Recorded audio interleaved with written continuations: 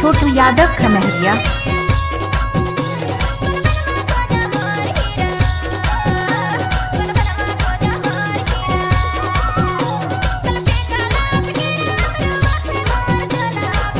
कुछ भी बोलते हो है ना।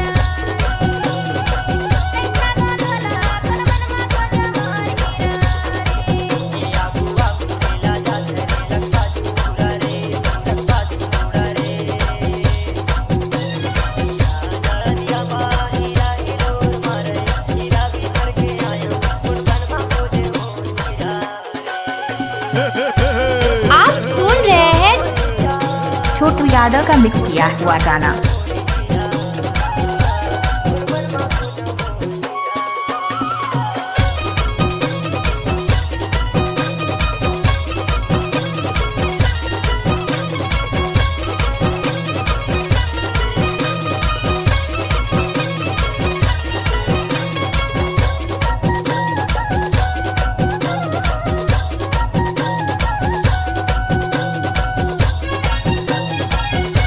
Mix by Chhotu Yadav Khamhariya.